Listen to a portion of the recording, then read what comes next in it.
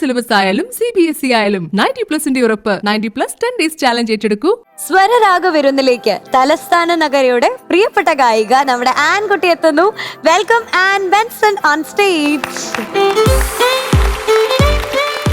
Hello hello hello hello ആൻകുട്ടി, എത്ര പേരാണെന്നറിയാമോ എനിക്ക് രാക്കിളി തന്നെ പറ്റി ഇങ്ങനെ മെസ്സേജസ് അയക്കുന്നത്. അപ്പൊ ഒക്കെ എനിക്ക് സന്തോഷം തോന്നി. അപ്പൊ പ്രത്യേകിച്ച് എനിക്ക് ഓർമ്മ വന്നത് അത്രയും ലക്ഷ്മിയാണ്. എന്നെക്കാളും കൊച്ചുകുട്ടിയായിട്ട്, കുഞ്ഞനിയത്തിയായിട്ട് ഞാൻ സ്നേഹിച്ച ആളാണ്. എത്രയോ വർഷം എൻ്റെ മനസ്സ് പിന്നിലേക്ക് പോയി. ഓർമ്മകൾ, ഒരുപാട് നല്ല നല്ല ഓർമ്മകളുണ്ട്. അപ്പോൾ രാക്കിളിതനെ പറ്റി ഇത്ര അധികം ആൾക്കാർ അത് അപ്രീഷിയേറ്റ് ചെയ്യുന്നുള്ളത് വളരെ സന്തോഷമുള്ള കാര്യമാണ്. അപ്പൊ ഇന്ന് ഏത് പാട്ടുമായിട്ടാണ് വന്നിരിക്കുന്നത്? കദളി വനങ്ങൾക്കരികിലല്ലോ എന്ന സോങ്. നല്ലൊരു പാട്ടാണ് കേട്ടോ. All the best. Thank you uncle. All the best an. Thank you ma'am.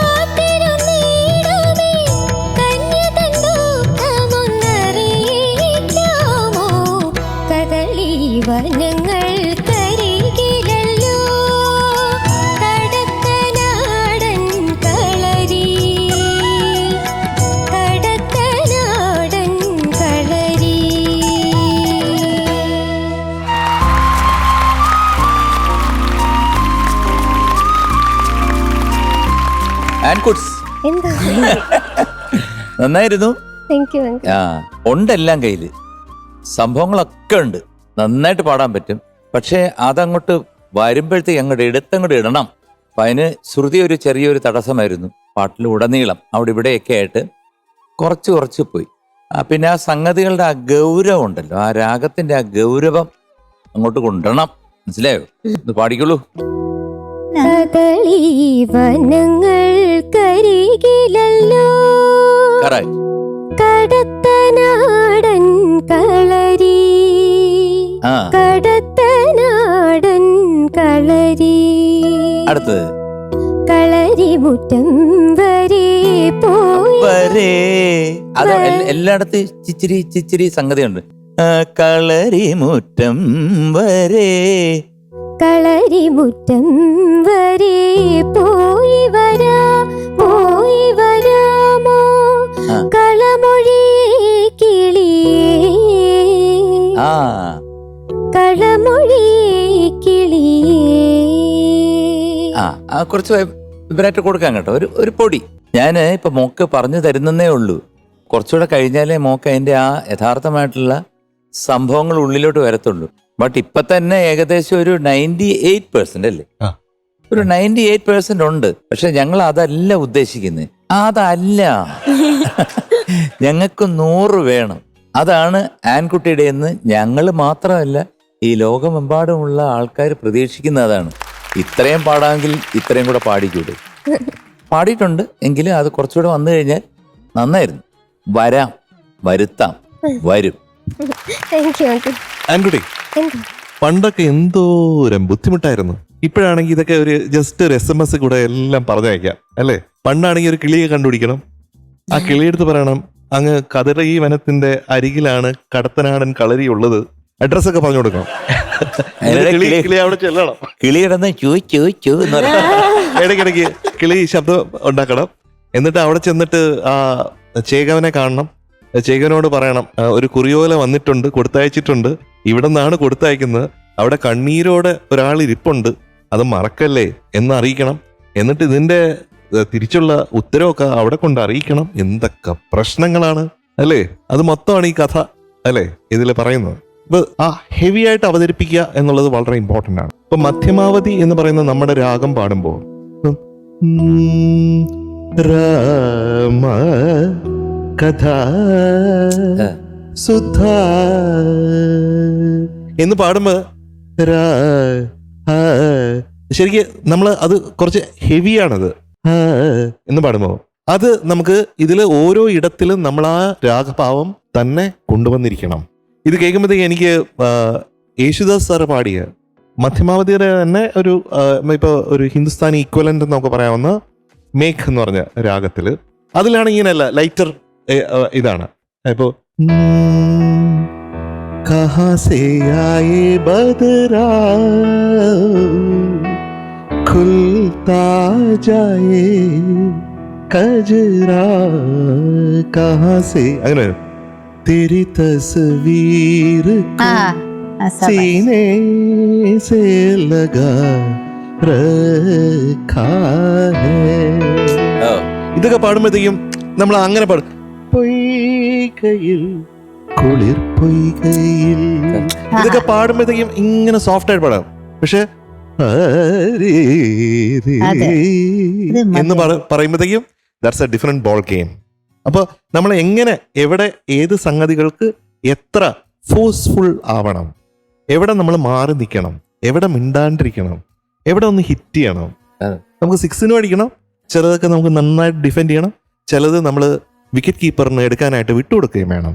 അങ്ങനെ വരുമ്പോഴാണ് അത് ബ്യൂട്ടിഫുൾ ആവുന്നത്. അങ്ങനെ ബ്യൂട്ടിഫുൾ ആക്കാൻ സാധിക്കുന്ന ആളാണ് നമ്മുടെ ആൻകുട്ടി എന്നുള്ള പെൺകുട്ടി കേട്ടോ. അതുകൊണ്ടാണ് ഇത്ര അധികം നീട്ടി പറയുന്നത്. All the best. Thank you. ഈ പാട്ടിലെ മധ്യമാവധിന്റെ കൂടുതൽ ക്ലാസിക്കൽ പ്രയോഗങ്ങളാണ് ദേവരാജൻ മാഷ് യൂസ് ചെയ്തിട്ടുണ്ട്.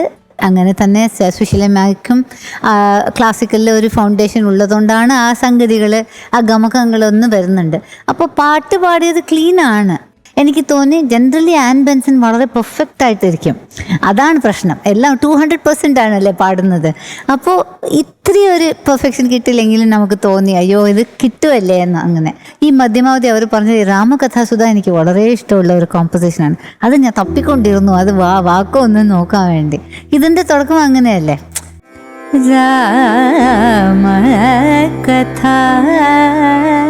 സുധാ രാമ കഥാ സുധാ രസപാന മോക രാജമു ജേ സുനേ. ഇങ്ങനെ ഒരുപാട് സംഗതി ഉള്ളതാണ് ഈ ഇപ്പോൾ അത് നമ്മൾ എങ്ങനെ ടച്ച് ചെയ്യുന്നു, എത്രത്തോളം ആ മാ എത്ര ടച്ച് ആകുന്നു, അതൊക്കെയല്ലേ. അത് ഈ ഗമകങ്ങളൊക്കെ നമ്മൾ ക്ലാസിക്കൽ പഠിക്കുമ്പോൾ തന്നെ നമുക്ക് കറക്റ്റായിട്ട് കിട്ടും. Okay, all the best. So ആൻകുട്ടിക്ക് ഞങ്ങൾ എല്ലാവരും കൂടെ ചേർന്ന് തരുന്നു 96 out of 100. Thank you uncle. Thank you. That means ആൻകുട്ടി എന്ന പെൺകുട്ടി is going to get a Supreme today. ആടി ഒരു പുഷ്പുകുട്ടി. Congratulations, you are awarded a Supreme. Thank you. Thank you. Thank you.